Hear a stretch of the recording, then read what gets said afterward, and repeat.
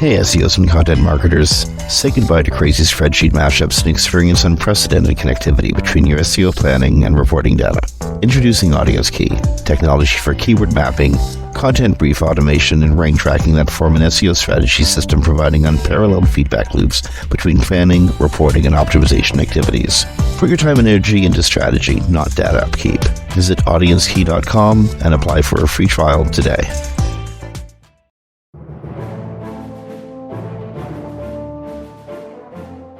Hey everyone, welcome to Webcology here on WMR.fm. It's the 13th of April, 2023. This is Jim Hedger from Digital Always Media and Kristine Schachinger from Sites Without Walls.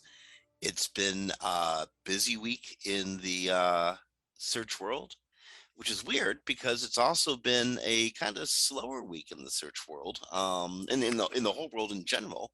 One of the rare times, and you'll probably see this in your in Google Analytics and in Search Console, one of the rare times that three of the world's major religions had holy weeks that all coincided with each other, or holy periods that all coincided with each other, with Ramadan, Passover, and Easter all happening in relatively the same time span. So if last week looks like a little downturn on your analytics, don't panic. It's well, hope springs eternal. And it's probably three major religious groups checking out for a few days. Yeah, and Passover is an entire week, correct? Indeed. Yeah. And again, people travel over the Easter holidays. Ramadan is an entire month. Passover is an entire week. And it's one of those weeks where traffic slowed, where you could demonstrably see traffic slow on the web. So it was also probably a good week to well, I don't know if it's ever a good week to roll out updates, but starting today, at least as far as we know, according to a Glenn Gabe article in Search Engine Roundtable, Google is rolling out the April 2023 reviews update. And it's confirmed in Google as well on their update list. Yeah, this is happening. It covers the reviews about products, services, and things. This is what in the last 12 months, what are we looking at? Like 6 product related updates? I'd have to go back and look, but it's probably close to that. Yeah, a number of them, more than 2, less than 10. We can agree on that, right? Yes. Why would I don't know if you know the answer. I don't know if I know the answer to that. I don't know. Why would Google have to hit the same topic over and over and over again? Well, there's 2 reasons for that, hopefully. One of them is a good, which is a lot of the algorithms you can't actually recover from a downturn without the algorithm running again. Even the core update, you can do a little in between, but you won't get the big boost until it rolls again. Okay. The other reason is they're using machine learning in a lot of these. I imagine they don't want to roll out one and then just leave it sit there for a while. So the product review updates, there were 3 last year, it looks like, official ones. There might have been others, and there's been 2 this year, so there's been 5. Okay, so why wouldn't Google, if you can't recover from it without it running again, why not just make it an evergreen thing? Run the same update over and over and over again. Google's introducing, like, whenever they otherwise they'd say it's become part of the algorithm. This is a different algo, a different update that's running. Yeah, I think with Google in the history that, you and I have been around for a little while, they do updates for a while and then they decide if they want to push them into the main algorithm, so I think that might have a lot to do with it, especially because these are machine learning algorithms. Not the core update, but the product review update. So, and the helpful content update have machine learning in them. So they may not want to rush that into a main algorithm that runs all the time because it could cause a lot of errors too. They have to be really careful about these. So these are tests basically. thing that I'm very interested in product review updates, mostly because product reviews are often user generated content, and that's a dicey area all the time. It's very hard to standardize user generated content. Um, I think that they're more targeting the actual review itself that the site is writing. From okay, what, yeah, because I'm working with a client right now, so I've been going over the specs, to help them rejigger their content. so what So, aspects of reviews are they looking at? it's quite extensive, so I can't remember them all off the top of my head. I have to refer to the documentation because there's at least like 12 or 15 items that they suggest be in there. But one of the things they're really focusing on is the experience. And that means, by the way, that comes from like the EEAT. I just wanted to clarify, normally these are not in ranking signals, they're just good ways to write content. But in the product review, it does look like experience is something they're hard focusing on because the suggestions they give in the documentation, most of them refer to that. So they want like, let's say you were doing a, oh, what's a good one? So you're doing a triathlon site and you're recommending, gear. Well, they don't want just some boilerplate content that would say this gear is good. They want like descriptions of the gear, pros and cons of the gear, comparisons with the gear, specs of the gear. They also want personal Stuff that experience. only an actual user Oh, could something that, could provide. let me put it this way, in my feeling on it, the updates since last year all seem to focus on stuff AI wouldn't write. So you could get AI to write I statements, but you can't get them to write unique, innovative reviews, right? So they also want non-stock photos if possible. It's not a requirement, but it's a big suggestion. They want you to add videos of people referring things. So if you were going to do the triathlon site, you'd want to have somebody that maybe has been to a bunch of the triathlons and either observes them or participates and then gives their personal view on it. So what I'm hearing, you could boil down to the word authenticity. Google is looking for an authentic experience in the review.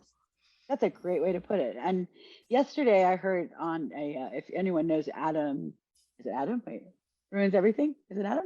Yeah. Yeah, Adam ruins everything. He put out a video about AI content, and he used a very good word. He said AI content is imitative. And so you're right. AI content is imitative, and authenticity comes from human experience. So I've noticed a helpful content update, and then this one both concentrate on authenticity. Authenticity. That's a really good way to put it. So now you mentioned EEAT, EAT, and the what's the right word? Actually, it isn't a debate in the mischaracterization of it as a ranking factor. Yeah. In this case, when it comes to reviews, experience is part of the criteria that would be considered a beneficial to the review. Correct. Would you phrase it as the experience thus becomes a ranking factor in this context when you're only talking about reviews? Right. Yes. So just to differentiate it from what everyone else talks about with eat, because it has two E's for anyone who doesn't know. Yeah. Yeah, eat. Is that when Google says experience in that context, you could be like a guy who walks dogs and write about walking dogs, and that's being someone with experience. So they're not talking about being like a certified expert in something. But when it comes to product reviews, the only place I know that they would apply it as a ranking signal, because Google has been very explicit about the fact that the other stuff about E is quality raters testing guidelines, basically.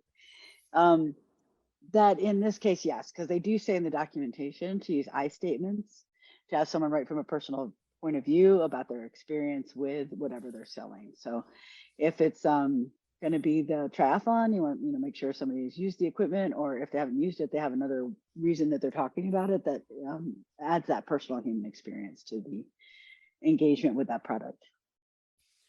Well, I guess the advice is be calm. There's a review that is underway now. If you see a sudden degradation of rankings in the next week or so, that might be a good place to look. Um, Yeah, and right by now, the right go now, ahead. what would you? Is there any signals that you would look at? You got a number of e-commerce clients that rely on reviews in on their sites. Is there anything that you would look at right now, knowing this is going on? Yeah. By the way, I want to correct something I misspoke about.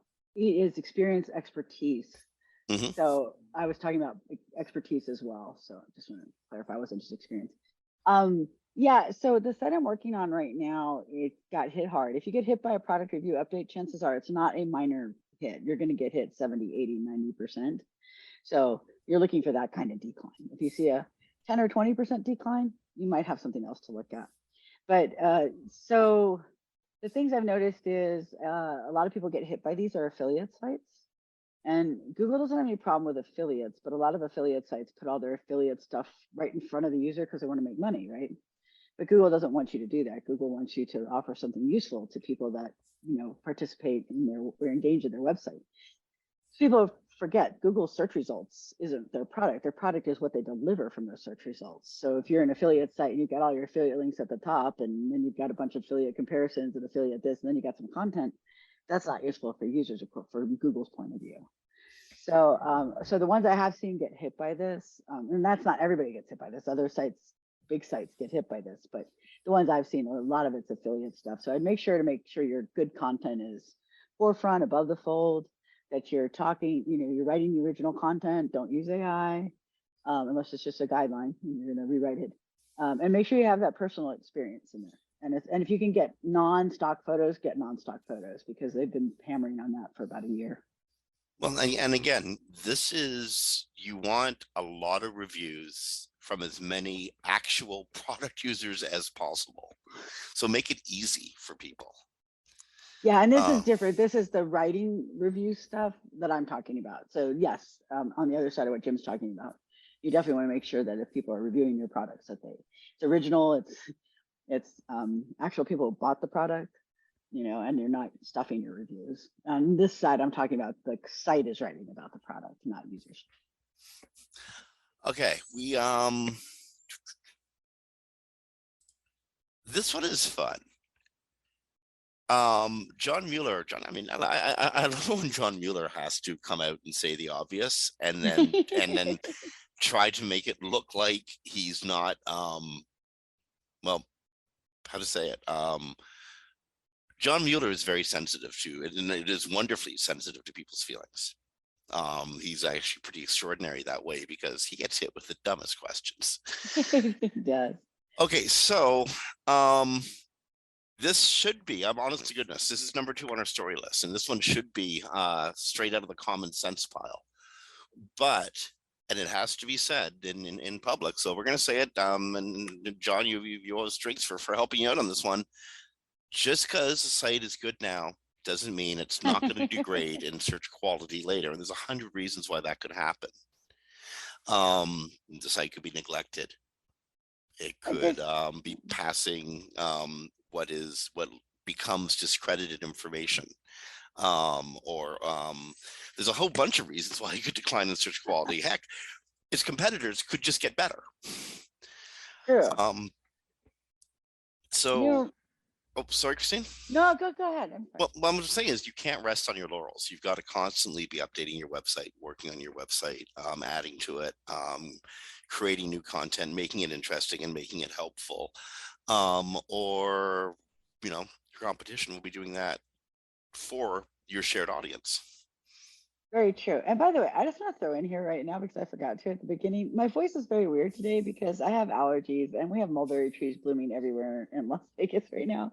So that's where my deep voice is coming from. Anyway, so when it comes to websites, one of the biggest things, especially for big companies, is they often make development and design decisions without any SEO input.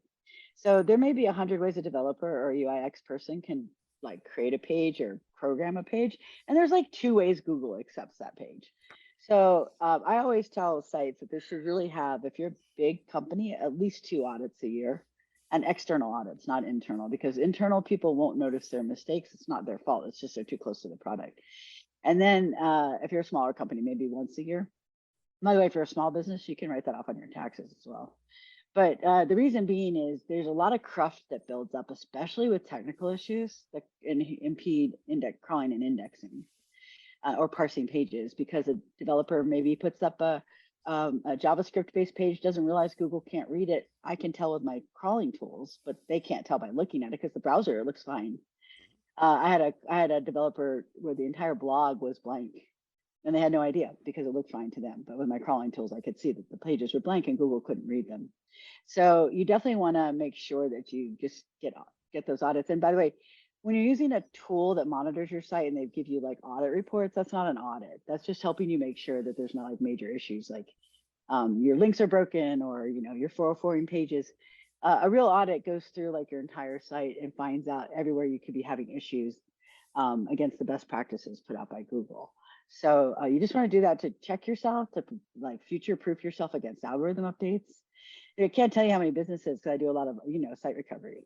And one came to me last year and they had invalid HTML in the head and they lost 156 pages in Google because Google couldn't parse the pages and lost 90% of their traffic, right? Because they're a small site. So they didn't know that. So because they didn't have it. So I came in, I audited and I found that, and then we fixed it, and then they got all the traffic back in a month. So it's really important to get your site audited so you know if you have cruft building up, because your sites can deteriorate by all the changes that are made. And the bigger the company, the more the changes exist. And if you're not having SEOs help guide you on that, then there's a really good chance you programmed in an issue and didn't know it. This is especially true in 2021, 22, 23, and moving forward. If you've been part of a migration or you've moved from a less robust platform to a more robust platform, especially if you if you've moved to like a headless site, there are, like Kristine said, thousands of ways for a dev to solve a problem, but often only a couple of ways that Google wants to move through the problem, because this is how their engineers have programmed for this. And if Google can't read it, if Google can't render it, I had a site recently that had this massive, just big, huge chunk of JavaScript that had to be downloaded with every page request. You had to get this massive chunk of JavaScript. Google was spending all of its time reading and evaluating that JavaScript. And by the time you would get down to the content, it was already on to the next page. It had used up its crawl budget for that page and wasn't actually reading the content because there was so much script that it had to go through. Cleared that up, and boom, the site was suddenly readable again. Oh yeah, can I tell you one of my craziest ones? So we were launching a site and it was a React site, which is JavaScript. And so that can go very wrong, although React has a lot of safeguards in there. And the pages looked fine in the browser, and I did the crawl and all the pages were blank. And we could not figure out why the pages were blank. They had rendering in there. They were doing server-side rendering, so there shouldn't have been a problem. That generates the static HTML. And I'm just looking at it in Google Developer Tools, and I see that there's console messages, which is what programmers put in to like check their code. And there was an error in the console messaging. So it was creating 90,000 messages. Oh my God, somebody forgot to close their message properly? Yeah, and so and then it would drop to like 10, because it would eventually loop through and either give up or it would resolve it. I couldn't tell.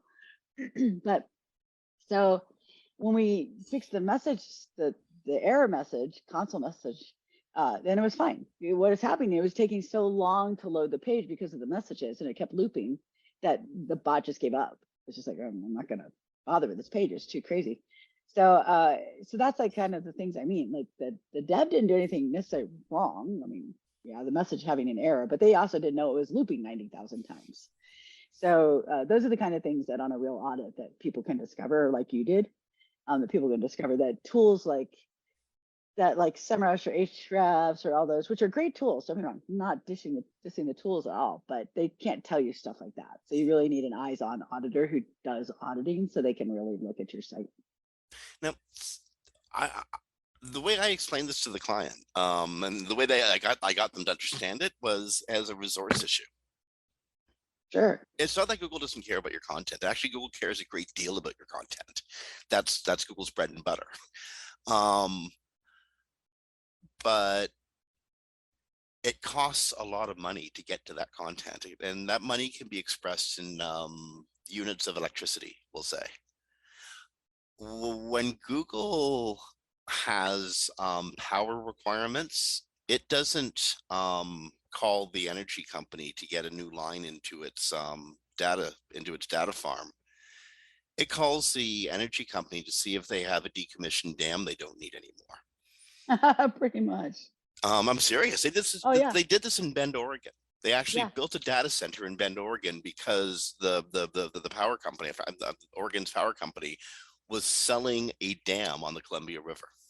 Well, in Kansas or Kentucky, I forget which one, they had to build a dam. So I totally get that, because they didn't have to build the dam, they just had to buy it. Well, it's cheaper to buy a used dam than it is to build it. Everyone Exactly. knows that. Jeez. And so this is the scale Google engineers got to think at. And so if they have to parse through your stupid JavaScript, think of the electricity that costs, the just how much, and think of that on scale. Like, how many? Does anybody know how many websites Google would, web pages Google would try to resolve in a day? Actually, I have done that. You know how many? It's got to be. There's got to be a stat somewhere. There is. There's a stat counter. I put it in a bunch of my talks, and I think it's usually in the hundreds of millions, maybe billions. So just imagine the electricity alone, just to request, return request, return request, request vendor. And then don't get mad at Google for going away because it had to go through hundreds of lines of script before it got to your actual content. And John has actually said they only do 80 resources. So like I've done sites where I evaluate it and they have like 999 resources, and Google's not doing that. So if the load of your page is outside those 80 resources, there's a good chance Google's not doing anything with those. So you want to make sure at least you get your DOM and everything in the first 80. If you've got a bunch of ad scripts and stuff, you want to put them past that.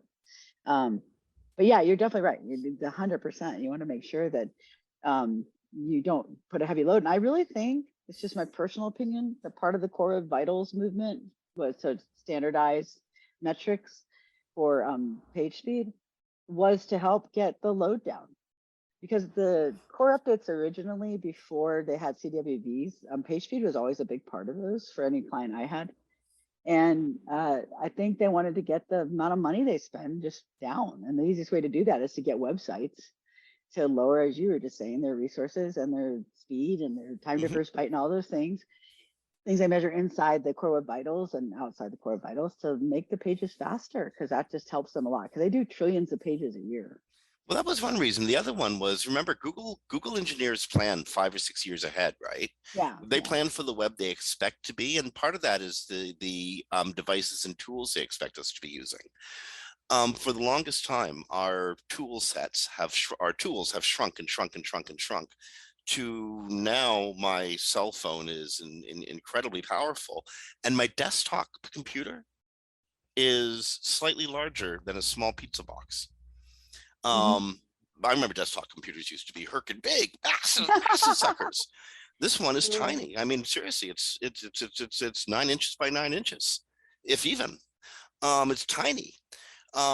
Google was planning for us to have wearable glasses. Google was planning for us to have wearable watches and devices embedded on our bodies and our books.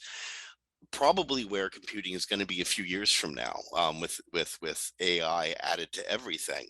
Google, I think, expected us to be there now, and it needed a stripped down web that could really function in your pocket on a cell phone, rather than on the pizza pie sized computers we have on our desktops now. Yeah, very true. That's very true. We were always supposed to be in the world of virtual right now, weren't we? Oh God, I was at this conference in the summertime in Toronto, Collision, and there was a speaker up on stage. This is the same conference that Neil Patel spoke at. I recorded it so that you don't have to listen. And the speaker, they were talking about the way VR is going to be, the how the VR world is going to act and how we're going to interact with it. And this speaker was so happy to tell the room. I was sitting with the Hunts, with Motoko and Bill Hunt. They were at the show. I was sitting with them, and the speaker was happy to tell us how we were going to have to buy clothes and shoes. We were going to have to accessorize in the virtual world, and this was going to be very much like the real world, with designer brands and off-price brands, and there would be class systems and all of that. This rigid hierarchy in the virtual world, so that people working from home wouldn't bankrupt the designers. Ah, And that just made me think, oh my goodness, I don't want to be in the virtual world. And I'm kind of glad that every attempt to corral us in there has stalled for one yeah. reason or Well, another. and if you actually read some of the more scientific, like technical articles about the whole virtual world experiment, like Meta, is that we don't have the internet to with can hold it right now, and that's internet is 50 years away or more. So if you were trying to live like in a meta universe and everyone was interacting in this 3D virtual world with virtual glasses and all that, the internet can't take it. It doesn't have the capacity. So we're a little bit behind in technology to be able to jump into that world at this time. So I have the feeling that was a lot of it. Plus, if you're trying to get people to buy like virtual shoes and dresses and all that, you're really talking about a very young crowd. Because I don't know many people our age who'd be like, I don't care what sneakers my virtual character has. So if you can't get those people interested, and they didn't, that's one of the big articles I read last week, was about the fact that the virtual world failed with the younger people. They're not interested. So then where do you go with that? You know, The kind of internet world I want to live in, what's that? the kind that employs cowboys like Willie Gustafson.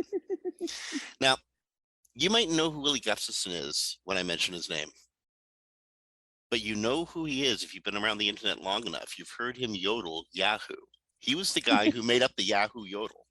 I remember Willie that. Gustafson, and the important part of this story is he's working at Yahoo again. Yahoo has hired their yodeler. Yahoo! That's him. That's the Yeah, guy. yeah. That sound was as popular as the AOL "You've Got Mail" noise. And at one time, the Yahoo yodel meant the internet to people. Well, Gustafson is back at Yahoo, and Yahoo is trying to be a search engine again. I got a real soft spot for them. They have, and the cool thing about Yahoo, they're still one of the largest content networks in the world. And they got patents. They got patents up and down both arms. They got patents like Siemens has patents. So they got a chance at actually being a real player. We'll see what happens. But Well, Yahoo you is know coming what? back. I really hope so, because then I won't be embarrassed to say I still have a Yahoo email. I'm getting to the Wow, point does where that I'm does like, that does that go with your AOL coasters? no, I do not have AOL. I do have a friend who does, and my dad still has a CompuServe account that has CompuServe hasn't been in business in a decade or more, I think. But But they still have they a they server going in someone's they have broom a closet. server. Someone bought it. Someone bought it. So they have a server going there where they transfer the mails.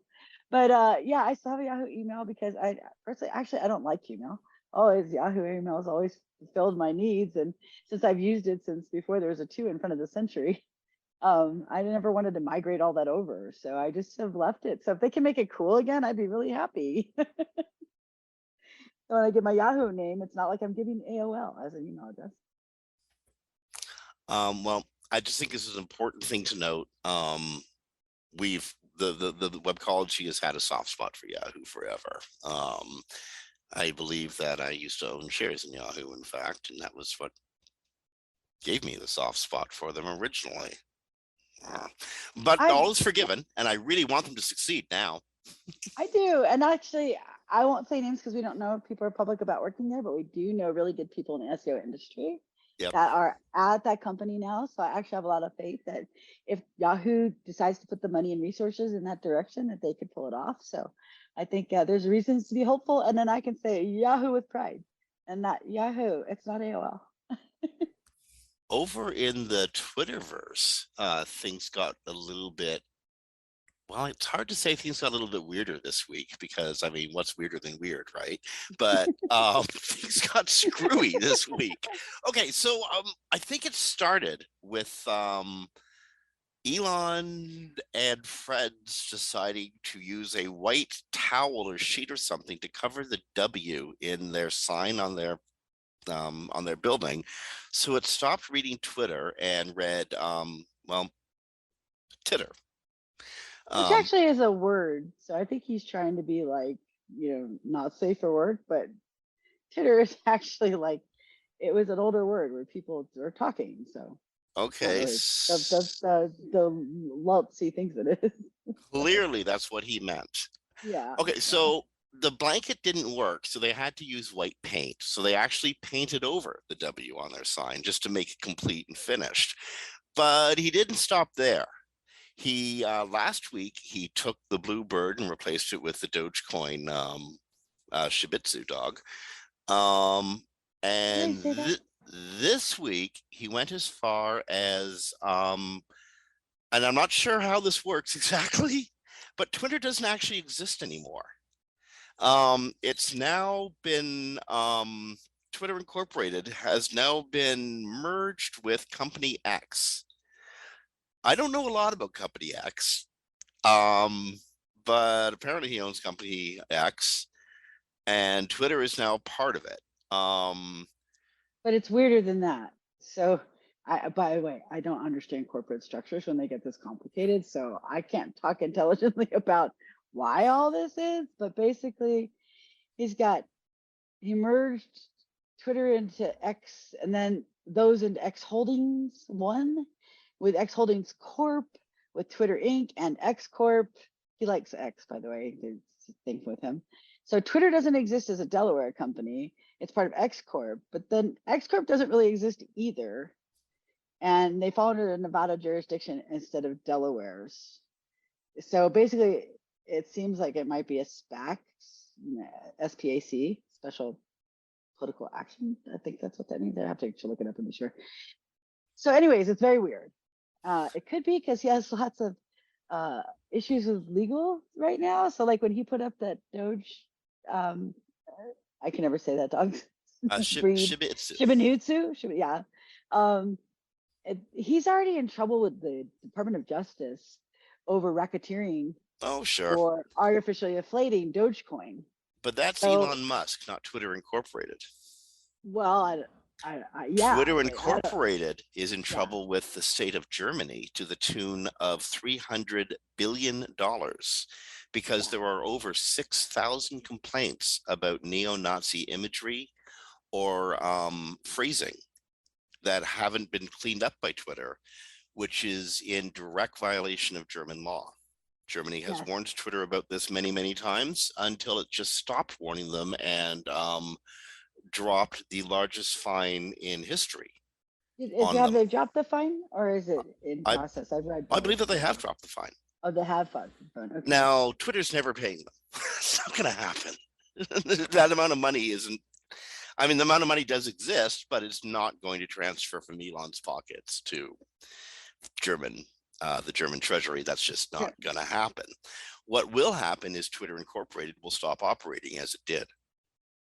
Let's just say, by the way, it is they have not dropped it yet. There was some reporting that they had that it's in process. So. Oh, okay. Well, okay. Well, anyway, who do you charge? Twitter Incorporated doesn't exist anymore. Right. I think that's what he's doing. He steps ahead of the bailiff.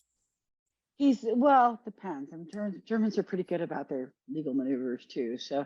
Oh no! I don't think it's just the Germans. He's not. That's just an example. Yeah. He hasn't paid landlords on Twitter properties. He hasn't paid pensions. He hasn't paid options. He hasn't paid. He hasn't paid. He hasn't paid. He hasn't paid. Yeah, he hasn't just paid simple like compensation when people leave, severance agreements. And so when I say he steps ahead of the bailiff, and also has he paid? I mean, he's probably made his loans, or we'd have heard about that. This time. What about next time? These are some pretty stiff interest payments. He did come out in interview the other day, I think with ABC News, saying he only bought Twitter because he was going to be forced to. Yeah, I don't buy that, but that's okay. Just because he Well, has a lot of backers. He has a lot of backers he went to get a lot of money from, and those backers, a lot of them have interests in Twitter. So, but that being said, that's his personal opinion.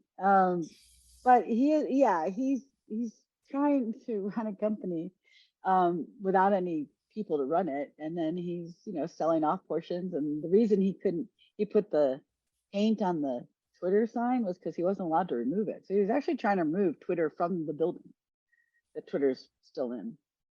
So we'll never know the whole reason he's done anything until it's all done and said and done. And it's over. But there's a lot of shenanigans going on, especially trying to hide your corporate structure. The way he's trying to hide his corporate structure. And in the midst of all this, he still has time to I don't even know what the right way to introduce this story except to call it what it is. He still has time to purposefully mess with perceptions of the media by declaring PBS, NPR, National Public Radio, quote unquote, state funded media, with the implication that NPR's reporting is influenced by their state funding, which makes me wonder why they didn't come out for Trump in 2020, given that he was funding them. Because it doesn't work that way. But Musk is trying to suggest it does with the imprint state-funded media, which is usually used for authoritarian media, like RU, which is definitely the voice of the Russian state. NPR is not the voice of the American state. NPR is the voice of of civil society, but not the American state. Same with PBS, public broadcasting. Masterpiece Theater and Sesame Street is not government funded. Yeah, you want to hear something fascinating? Sure. So I just went while you were talking to look up the definition of state affiliated media so we could quote it directly. I checked that page 2 days ago. The page is gone. Sorry, this page does not exist anymore. Was this at Twitter? Yes. Okay. Help.twitter.com. EN rules and policies state affiliated. I have a screenshot of it the other day. It's gone. It's no longer there. Just kind of interesting. That happened in the last 48 hours.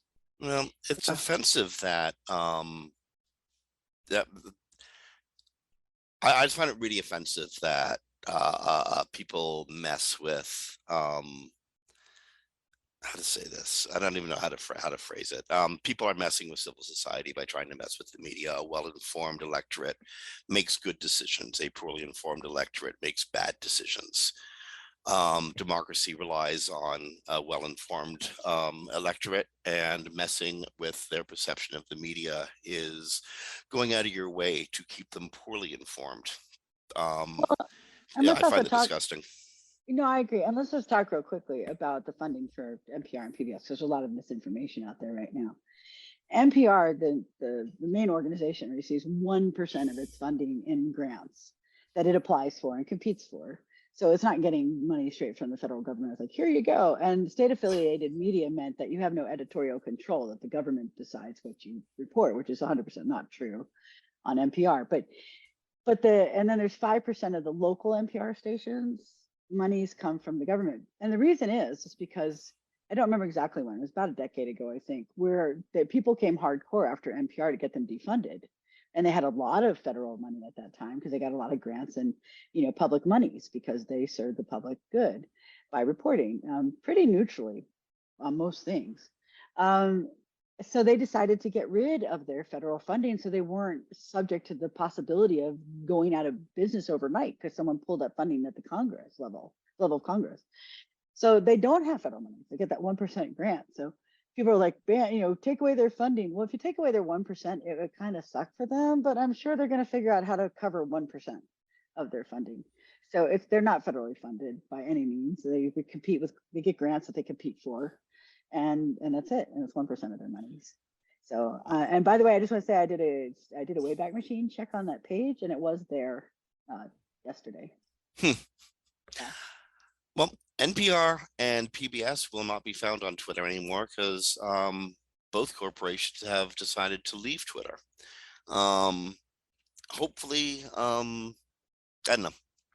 If Twitter were to close and die tomorrow, I would actually be quite happy. I would, not like. I don't care if there's nothing there to replace it just yet. I Seriously, do the like place it. it's more toxic than helpful. Well, yeah, everything that Musk has been doing to it has been on the side of toxicity. So I don't like Twitter under Musk, but I would like it to maybe get sold to somebody who understands it and wants to make it a good place again. Um, there are people that are still working at Twitter trying to do the best they can to keep it somewhat respectable, but you know, every week there's a new change, it just makes it worse. So. And also they have the big legacy blue check marks were supposed to be going away like 2 weeks ago, but then he found out it was a manual process and he doesn't have a team, but now he's said it was going to be 420, but nobody knows if that's a joke because, you know, 420 is hot. So. Okay. You know what? Elon Musk just like most things in the insult of social media spaces, just make I swear to goodness, that's where these stories come up just to make us angry. And that is so social media. Let's go back to Google for a second. This one's actually really useful for webmasters. If you got pages in search results that are showing video results, good for you, because those really stand out in the SERPs. But if you depend on them, you should probably be aware that Google added new documents to Search Central, giving webmasters guidance on how they're changing the way they display videos in search results. There will probably be less videos in search results. The video to be shown in as part of the search result, the video actually has to be the main content of the page, which, you know, opens a whole host of questions. How do you optimize for the video page? And so, yeah, so I think Google, again, being very transparent in what they're looking for from webmasters and how to meet that. You know, I'm still deciphering what this all means. So, but it is an interesting change. Well, again, what it's going to do is, if you like, you've seen search results that are just like full of thumbnails of video, like tons and tons and tons of video, because Google had this push for video. It was competing. It was, remember, Google is competing against TikTok and well, mostly TikTok, Instagram, and then other visual sites. So Google upped the number of videos that were being shown in search results, but that wasn't necessarily creating the best experience for users, because you'd have this video as a addition to, as an enhancement of the search result, and the video is like way at the bottom of the page and isn't really associated with the content, but it looked good there in the SERP. That's not going to happen so much anymore. Yeah, I think that's part of, and I could be wrong, but I think it's part of their cleaning up the SERPs that they've been doing over the last 2-3 months.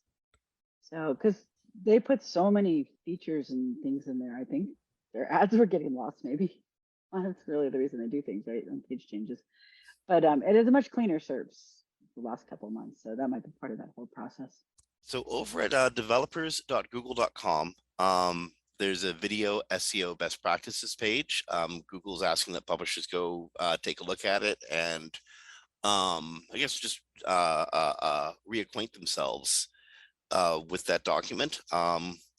Minor changes, but in it they spell out what they expect of publishers to get the video result in the search results.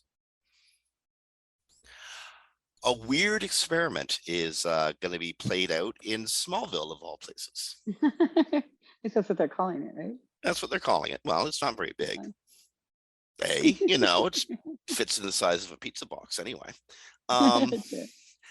So researchers at Google and their pet university, Stanford, are using ChatGPT to create human-like characters, super super duper NPCs who live and interact in a game called Smallville, in a world, Smallville. Apparently there's like 25 characters. They all have their own personalities, and they got to interact with each other. They're all run by AI. And this, I don't know, I mean, like anything can happen, right? Like this is like Animal Farm meets ChatGPT. well, Animal Farm plus ChatGPT plus, I don't know, Second Life. The Sims. I think it's more like The Sims, though. The Sims. Okay. Yeah, yeah. So AI is learning how to live with itself and each other. And to be human. The researchers inputted one paragraph describing their occupation, relationship with other agents, memories that they have, and began the simulation. They call it the interactive simulacra of human behavior. Simulacra, I cannot never say that word. And I'm a sociologist by education, and that's a big part of sociology, but I can never say it right. But and then they are generative agents, so they're able to retrieve information from their quote memory, which is a comprehensive record of the agent's experience, and the agents are able to perceive their environments and use their memories to determine action.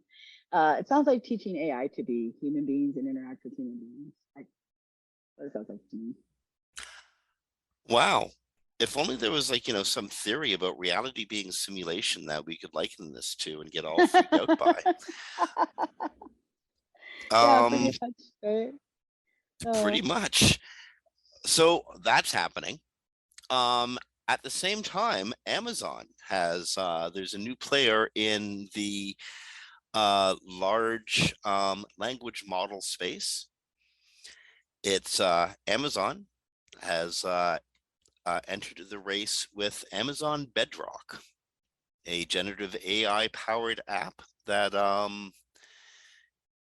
is available in a limited preview, but it's what this is, I think, the 6th or 7th unique company, major company in the last month to come out with their AI offering. Can I just say though, Bedrock just makes me think of the Flintstones. Yeah, I got that too. I was actually trying to get a Yabba Dabba Doo Yahoo segue, but I couldn't make it work. Yabba Dabba Doo Yahoo. Anyway. Yeah, see, it's hard. They're so close. Anyway, Amazon's jumped into this game. You remember when Amazon made Amazon Web services available, and that was a massive that much storage space, that much utility space. You could run stuff in there. It sort of changed the game for so many small companies because suddenly it gave them heft. Yes. I got this weird feeling about this. Yeah, right now they say they're using it for enterprise level, and it's going to be for business intelligence. But we'll see what happens with their massive server play. They could really make it available to anybody depending on the pricing. Well, and that's what it comes down to. AI is expensive. AI is insane. And what we've seen with ChatGPT is, I think, what they would call a loss leader. It costs more than the $20 a month you're paying to run this stuff. So running AI at scale as part of your industrial operation, that's going to cost. So all the money people should think about the monies that are going to be saved by replacing, I don't know, soft costs like human beings. I'll bet you a whole bunch of that money gets eaten up in just facilitating the real cost of the service. Yeah, because the more people use it, like you would think the more people use it, the less expensive it would be, but that may not be the case. Because like you said, right now they're running loss leaders because they're using it to train their AI models. But if 100 million Americans suddenly are on there next week, that becomes very, very expensive. So I don't know that it's going to go down. I know people that are using some of the models for themselves, like trying to develop their own off of what exists now. What exists now is pretty cheap, and they're running into cost issues. Also, just it's important to mention, AWS is not just going to do their own AI, but they've launched a generative AI accelerator for startups, and they're working with NVIDIA to build next generation infrastructure for training that AI. So then It's just, I think the big thing is going to be on the progress of this, outside of just big companies doing it for reasons they want to do it for, is how many people want it and uptake it and pay for it. Because like you said, it's so expensive. If they don't get massive adoption that sustains, then how will they keep it going except internally? Of course, they would keep it going internally, but I mean for public use. So we'll see. But right now they're just doing enterprise business. So I'm sure it's going to be very, very expensive. And well, indeed, and how to say this? It should be expensive. Again, it uses tremendous amounts of electricity, tremendous amount of server space, tremendous amount of bandwidth just to run it, just to run the neural net.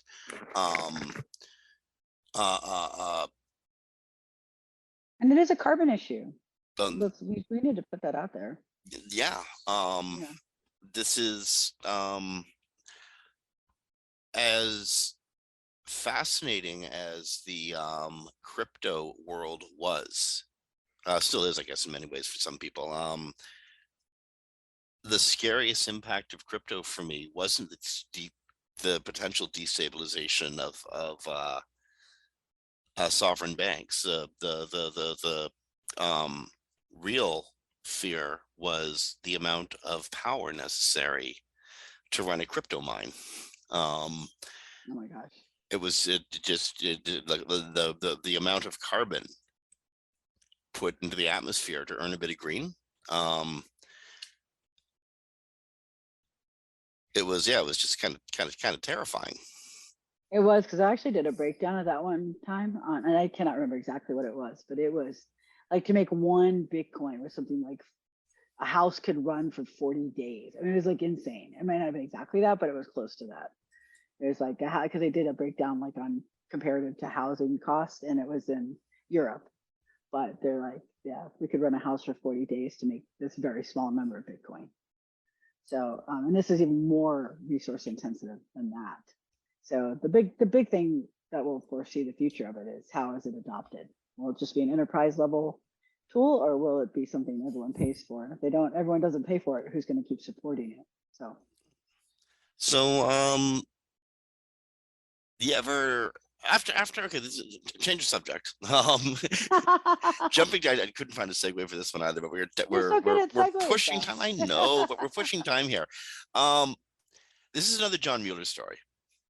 And this is a strange one. So, when Google does an update, an algorithm update or a massive core update or something, and people who got hurt by that update suddenly hate the constitution of search results. It's all wrong.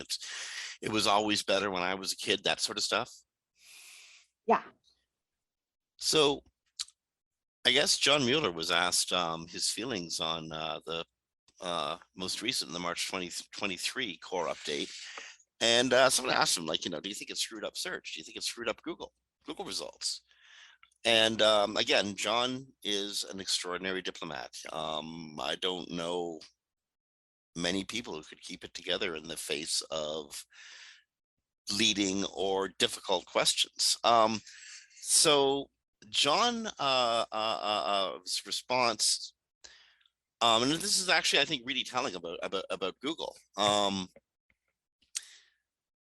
John's response is, I've never seen a search ranking landing as oops, everything is wrong.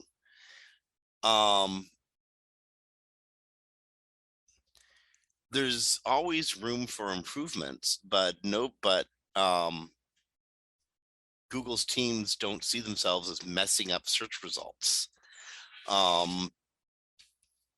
They test things like over and over and over again before releasing to the public. But people who are hurt in ranking updates tend to suddenly hate the SERPs. Everything's wrong. It's all Google's fault. They do. There are times, though, we do notice during an update, it starts really bad and then it gets really good. So we do know that they pull back at times, right? So they do know sometimes they roll out stuff that's not working as they hoped. But I'm sure there's never been an update where everything was wrong, which is what John and what this implies. Yeah, there's also updates like the Penguin update from like 6 years ago, where oh gosh, no, more than that. Really? Oh, we're so old. Yeah. Where Google, where it would take you months to get out of a Years. molasses, or even years. Yeah, the Penguin update, Yeah. it was like 2 years between two updates at one time. And Yeah. so businesses, and yeah, maybe they screwed up, maybe they didn't, maybe they just got caught in a very wide net. At this point, it doesn't matter because it took 2 years, 2.5 years for Google to run the update that fixed it. So many of those businesses don't even exist anymore. That happens too, and I don't know of that kind of phenomena happening right now, except maybe around really bad content. Because I Product understand, review. Product is it review. products review? No, but they're running product review updates Yeah, that's like we true. talked about at the beginning of the show. Yeah. They're Right. running them Every every 3 couple months. months Yeah. now. So that needle will move. That's probably going to happen. But there's content updates, helpful, I should say, update. I understand if you're caught in limbo there, you may be caught in limbo until there's another update. That's true. Yeah. And actually, they'll actually, even if you make all the changes, now helpful content is supposed to roll every 3 or 4 months, but You doesn't got seem to to wait keep 3 or doing 4 that. months, right? Yeah. And also they will keep you in, I don't want to say sandbox, it's such a loaded word in SEO, You're but on basically, probation of sorts. yeah, for like 30 to 60 days. So you can't even get an improvement for 30 to 60 days. Well, hold it. So So you see a degradation in your rankings, and you suss it. It's my content. You do the content work, and Google says, "Nice job. Let's watch you for a little bit." yeah, yeah, they say they'll suppress you. I believe it was 30 or 60 days in the documentation. I'd have to go back and look. And by the way, on the Penguin update, you're right. It was 6.5 years ago. So you're right. The last one rolled out. So, yeah, I knew yeah, you you weren't got that me. old. It felt like it was so much older. I'm younger than So, that now. so yeah, Um, so helpful content. You're in a down position for a couple months before they even look at you. So to resurface you. So. okay, one last story, and this one is almost like a public service announcement as much as it is a real story. While Kristine and I may disagree on the long-term use of AI, or the short-term use of AI, I think we absolutely agree on this 100%. ChatGPT,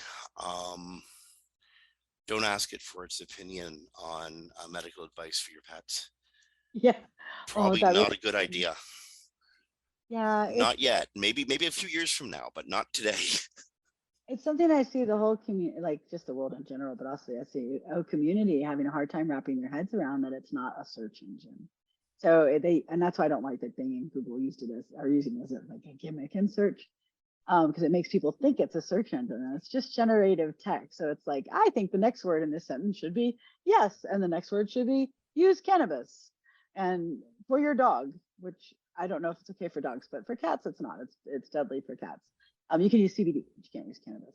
So yes, don't use it for important information. Like we reported last week, the Guardian has articles that people are citing that they never wrote because ChatGPT just made it up because it's generative text. It's not going out getting database information and bringing that information back like the search engines do.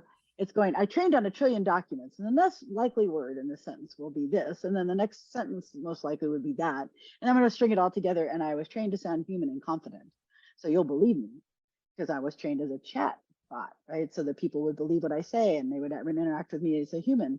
So just keep that in mind, because do not get your important information from there. And if you don't know a topic, don't use it to write the topic, because then you don't know what's false. And Again, most people are finding things false in most things that it writes, at least 1 or 2 things. if you are going to use ChatGPT as a research tool, and I urge you to, use it to find trailheads, and be aware some of those trailheads may lead nowhere. Or But to it's your still death. or to your death. Yeah, you got to be very careful following them. I live in the desert, so that can happen. But it can provide you very, very accurately and very, very quickly with hundreds of trailheads. Not all of them may be accurate, but it's a starting point for actual real research. Or Back when I was a student, we used to have to go to the library and and again pull the cards out because it's before the internet. or And microfiche. we would get many false leads, and you'd have to go pull the book from the shelf, read the paragraph, find out that that isn't actually what you needed, and put it away again.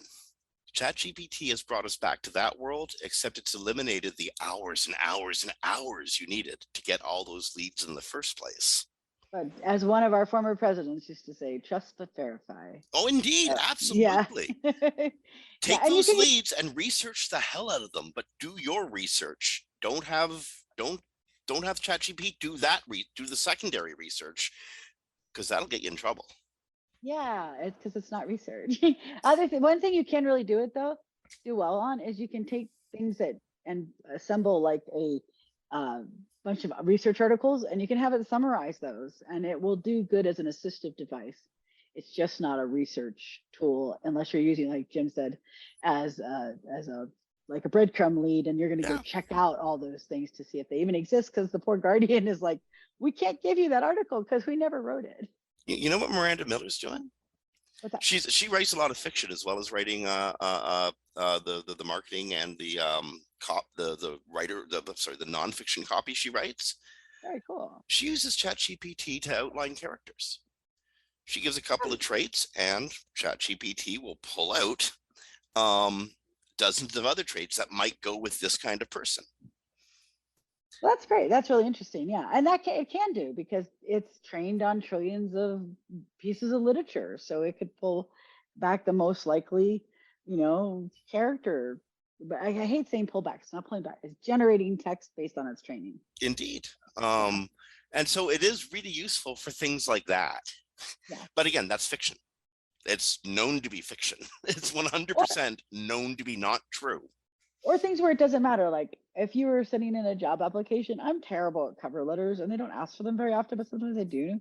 It's like, write me a cover letter based on my resume.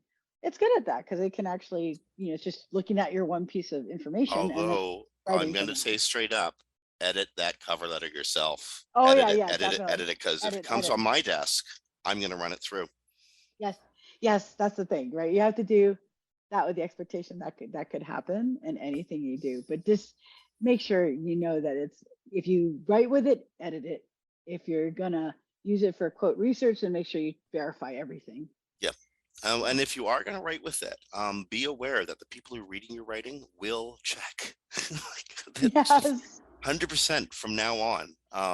People are going to check to see if this was your stuff or if you got a machine to do it for you. And depending on what those words were going to be used for,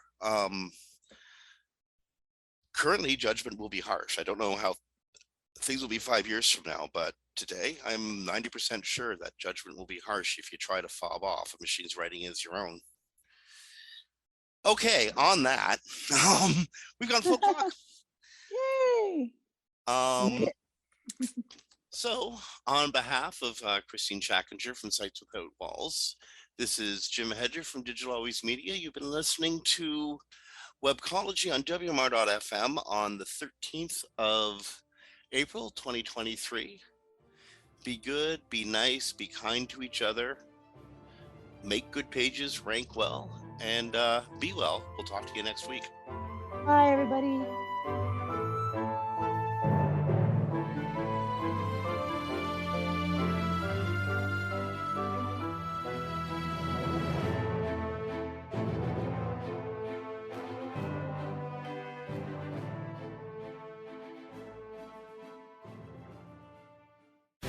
The opinions expressed on this program are those of the guests and hosts and do not necessarily reflect those of WebmasterRadio.fm's management or sponsors. Any rebroadcast or redistribution without authorized consent of WebmasterRadio.fm is prohibited.